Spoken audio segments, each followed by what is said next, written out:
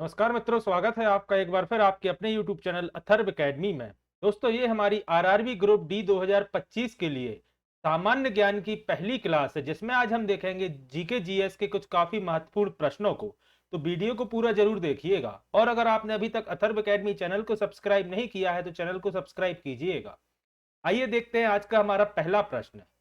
प्रश्न है, black pagoda के नाम से कौन सा मंदिर प्रसिद्ध है? ऑप्शन दिए गए हैं कोणार्क का सूर्य मंदिर, मार्तंड का सूर्य मंदिर, मोधरा का सूर्य मंदिर या होयसलेश्वर का मंदिर। तो याद रखिएगा, ब्लैक पैगोडा के नाम से कोणार्क के सूर्य मंदिर को जाना जाता है। तो ऑप्शन नंबर ए इस प्रश्न का सही जवाब होगा।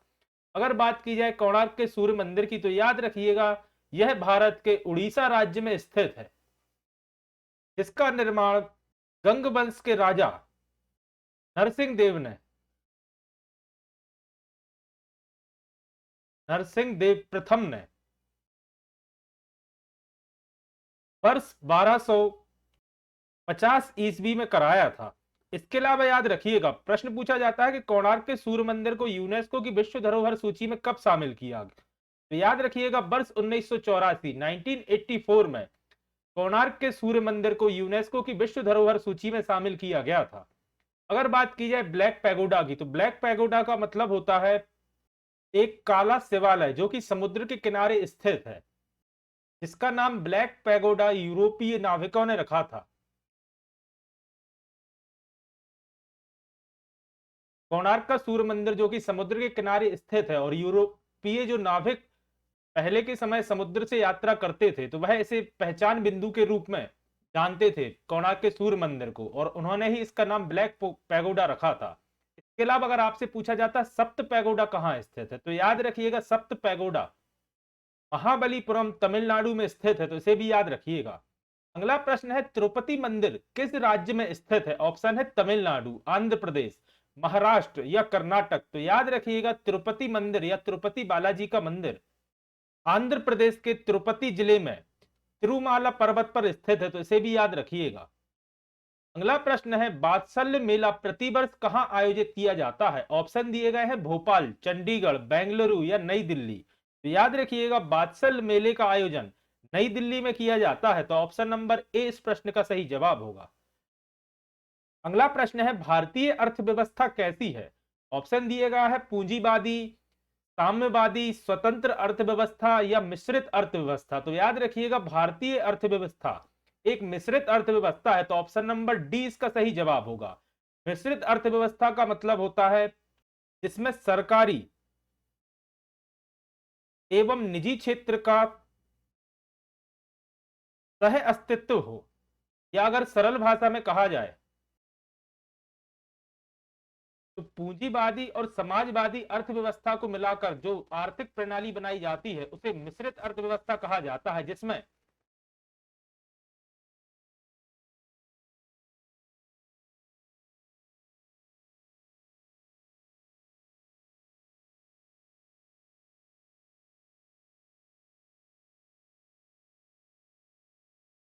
संस्थाएं अपनी निधि यानी कि अपना पैसा या खर्चे के लिए किस पर निर्भर होती हैं? ऑप्शन है संपत्ति कर, सरकारी अनुदान पर, स्थानीय कर पर या विशेष कर पर। तो याद रखिएगा, पंचायती राज संस्थाएं सरकारी अनुदान पर निर्भर होती हैं। तो ऑप्शन नंबर बी इस प्रश्न का सही जवाब होगा। अगला प्रश्न है, ग्राम पंचायत की आय का स्रोत कौन सा है? ऑप्शन है भूमि एवं स्थानीय कर, मेला एवं बाजार आयकर या मकान एवं पशु कर। तो याद रखिएगा, ग्राम पंचायत की आय का स्रोत होता है मेला एवं बाजार का कर। तो ऑप्शन नंबर बी इस प्रश्न का सही जवाब होगा। अगला प्रश्न है, भारत में मुस्लिम लीग की स्थापना कब हुई थी? काफी महत्वपूर्ण प्रश्न है और आरआरबी के कई एग्जाम्स में पहले भी पूछा जा चुका है, याद रखिएगा।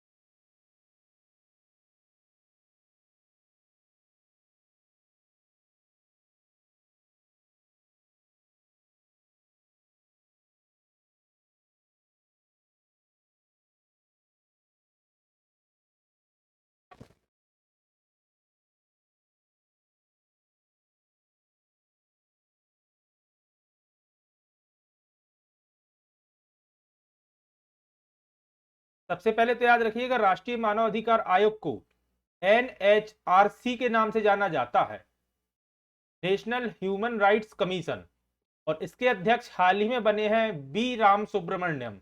तो ऑप्शन नंबर ए इस प्रश्न का सही जवाब होगा।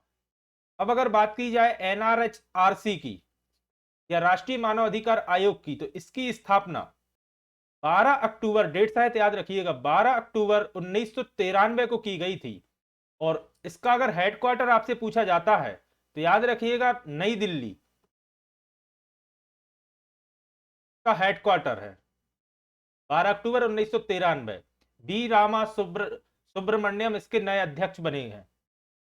और अगर आपसे पूछा जाता है राष्ट्रीय मानव अधिकार आयोग के अध्यक्ष की नियुक्ति कौन करता है, तो याद रखिएगा प्रधानमंत्री की अध्यक्षता में गठित समिति की सिफारिश पर राष्ट्रपति मानव अधिकार आयोग के अध्यक्ष की नियुक्ति करता है, राष्ट्रपति करता है, याद रखिएगा। अगला प्रश्न है, भारत के नए नियंत्रक एवं महालेख परीक्षक कौन बने हैं? काफी महत्वपूर्ण प्रश्न है, याद रखिएगा। नियंत्रक एवं महालेख परीक्षक को ही CAG के नाम से भी जाना जाता है। कई बार याद रखिएगा एग्जाम में इस तरह से ही पूछा जाता है कि नए CAG कौन बने हैं। इनका नाम है के संजय मूर्ति। तो ऑप्शन नंबर ए इसका सही जवाब होगा। और CAG का मतलब होता है comptroller and auditor general of India. और के संजय मूर्ति याद रखिएगा, अगर आपसे क्रम पूछा जाए, 14वें CAG बने हैं, 14 नंबर के CAG बने हैं भारत सरकार में। और कब बने हैं तो याद रखिएगा 21 नवंबर 2024 को इन्होंने अपना पदभार संभाला था।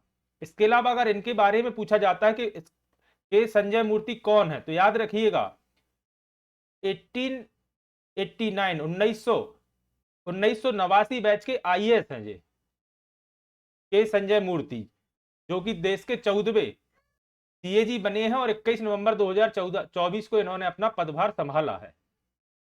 अगला प्रश्न है, भारतीय रिजर्व बैंक के 26वें गवर्नर कौन बने हैं? 26वें गवर्नर RBI के, याद रखिएगा। रिजर्व बैंक ऑफ इंडिया के 26वें गवर्नर पूछा गया है। ऑप्शन है संजय मल्होत्रा, अशोक कुमार, संजय मिश्रा या शक्तिकांत दास। तो याद रखिएगा, सबसे पहले तो याद रखिएगा 25वें थे शक्तिकांत दास और 26वें बने हैं संजय मल्होत्रा। तो ऑप्शन नंबर ए इस प्रश्न का सही जवाब होगा। इन्होंने 11 दिसंबर 2024 को पदभार संभाला है देश के RBI के 26वें गवर्नर के रूप में। अब अगर बात की जाए RBI की, तो याद रखिएगा 1 अप्रैल, डेट शायद याद रखिएगा, 1 अप्रैल 1935 को भारतीय रिजर्व बैंक की स्थापना की गई थी। और इसका हेडक्वार्टर कहां था, तो याद रखिएगा कोलकाता में।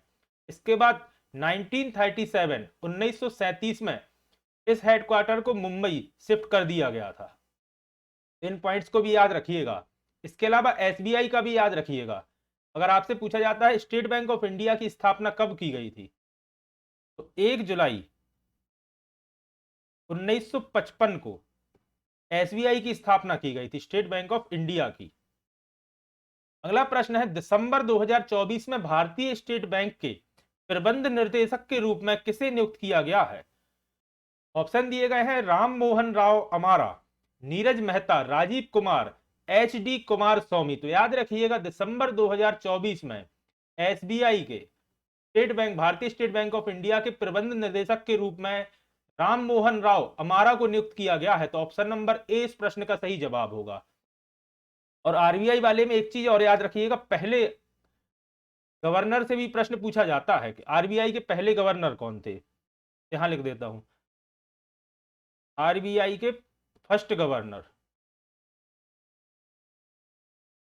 रिजर्व बैंक ऑफ इंडिया के पहले गवर्नर थे ओसबॉर्न स्मिथ। का नाम भी याद रखिएगा, कई बार एग्जाम में पूछा जाता है और अधिकतर रेलवे और SSC में इस तरह के क्वेश्चन पूछे जाते हैं।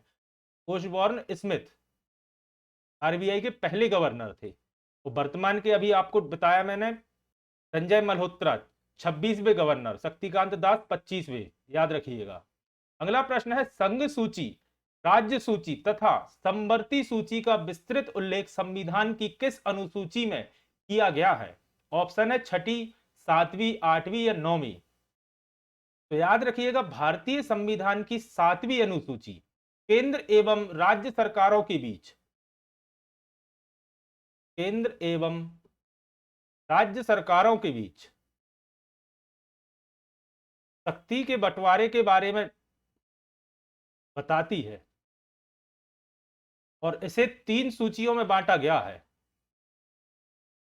संघ सूची, राज्य सूची एवं समवर्ती सूची। तो अपना करेक्ट आंसर होगा भारतीय संविधान की 7वीं अनुसूची संघ सूची, राज्य सूची और समवर्ती सूची की विस्तृत उल्लेख करती है। तो ऑप्शन नंबर 20 का सही जवाब होगा। इसके अलावा अगर बात की जाए 6वीं अनुसूची की, तो भारतीय संविधान की 6वीं अनुसूची पूर्वोत्तर राज्य के कुछ क्षेत्रों में स्वायत्त शासन का प्रावधान करती है और यह अनुसूची इस क्षेत्र में रहने वाले आदिवासी समूहों की रक्षा के लिए बनाई गई है, 6वीं अनुसूची। वहीं अगर 8वीं अनुसूची की बात की जाए तो सबसे महत्वपूर्ण प्रश्न इससे बनता है कि 8वीं अनुसूची से, तो याद रखिएगा यह संविधान में दी गई आधिकारिक भाषाओं की सूची है जिसमें कुल 22 भाषाओं का उल्लेख किया गया है। तो प्रश्न ये भी बनता है कितनी भाषाओं का उल्लेख किया गया है, तो याद रखिएगा 22। और पूछा जाता है किस अनुसूची में इन भाषाओं के बारे में उल्लेख किया गया है, तो याद रखिएगा 8वीं अनुसूची में। अगर बात की जाए 9वीं अनुसूची की, तो याद रखिएगा 9वीं अनुसूची वह अनुसूची है जो केंद्र और राज्य सरकारों के कुछ क्षेत्रों में या कुछ क्षेत्रों के कानूनों को अदालत में चुनौती नहीं दी जा सकती उसका उल्लेख करती है। और याद रखिएगा इसे वर्ष 1951 के पहले संविधान संशोधन के समय 9वीं अनुसूची को जोड़ा गया था। तो यह प्रश्न भी काफी महत्वपूर्ण है। 1951 में भारतीय संविधान के पहले संशोधन के तहत 9वीं अनुसूची को जोड़ा गया था, जो कि यह बताता है कि केंद्र एवं राज्य सरकार के कुछ कानूनी क्षेत्र या कुछ कानून ऐसे हैं जिनको आप अदालत में चुनौती नहीं दे सकते। अगला प्रश्न है भारतीय संविधान के तीनों सूचियों से संबंधित व्यवस्था निम्नलिखित में से कहां से ली गई है। ऑप्शन दिया गया है यूएसए के संविधान से, ऑस्ट्रेलिया के संविधान से, कनाडा के संविधान से या भारत सरकार अधिनियम 1935 से। तो याद रखिएगा भारतीय संविधान में तीनों अनुसूचियों से संबंधित व्यवस्था को भारत सरकार अधिनियम 1935 से लिया गया है। अब इसके अलावा अगर बात की जाए भारत सरकार अधिनियम 1935, तो यह अपने आप में एक काफी महत्वपूर्ण टॉपिक है। तो याद रखिएगा भारत सरकार अधिनियम 1935 अगस्त 1935 में ब्रिटिश सरकार द्वारा या ब्रिटिश संसद द्वारा पारित किया गया था।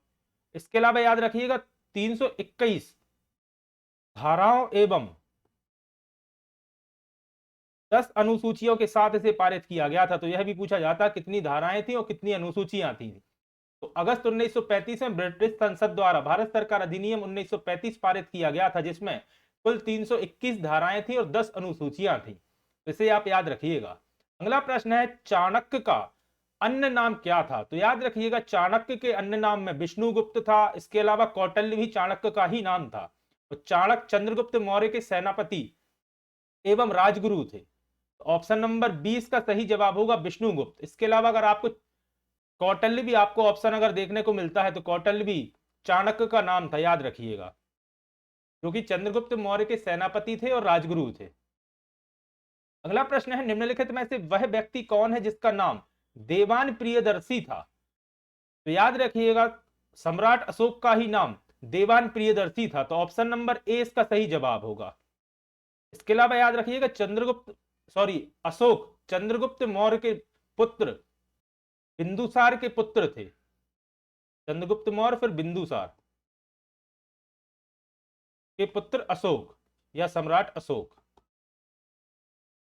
तो याद रखिएगा मौर्य वंश से भी काफी प्रश्न पूछे जाते हैं।